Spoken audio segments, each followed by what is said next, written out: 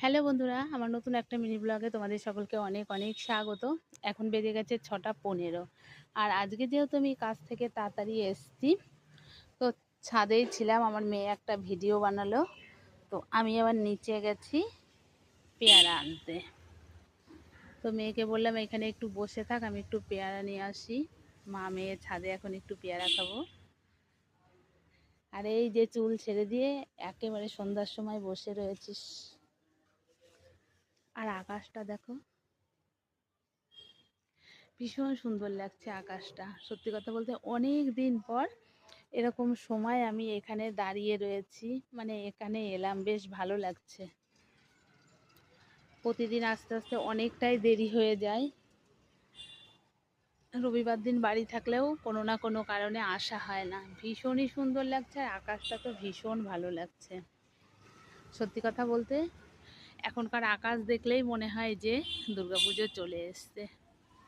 আর আর এই জায়গাটা তো আমার ভীষণই প্রিয়, কারণ এখানে দাঁড়ালে না লোকজন অনেক কিছুই দেখা যায়। আর ওইদিকে দেখো বাচ্চাগুলো ছোটাছুটি করছে। মেয়ে খেলো একটা পেয়ারা, আমিও খাবো এটা।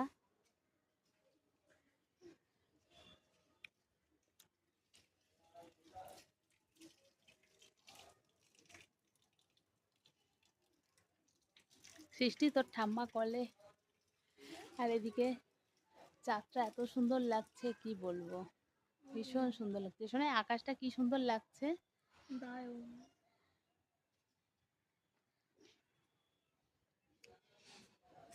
ছাদে এখন আমাদের সেরকম কোনো গাছ টাছ নেই। এখানে একটা ভেন্ডি গাছ রয়েছে, আর এই গাছটা তো শীতের সময় সুন্দর হয়। এই মোটামুটি একটু আধটু গাছ রয়েছে, তাছাড়া আর কিছুই এখন নেই, টুকটাক। তো চলো, মেয়ে তো পেয়ারা খাওয়া শুরু করে দিয়েছে, আমি তোমাদের সঙ্গে কথা বলছি বলে আমারটা খাওয়া হয়নি। তো চলো, এখনকার মতো টাটা। তো কিছুটা সময় একটু মা মেয়ে এখানে বসবো, তারপরে নিচে যাব। আর এই জায়গায় বসে থাকতে না ভীষণই ভালো লাগে। দেখো এইখানকার ভিউটা দেখো কত সুন্দর। তো চলো, এখনকার মতো টাটা।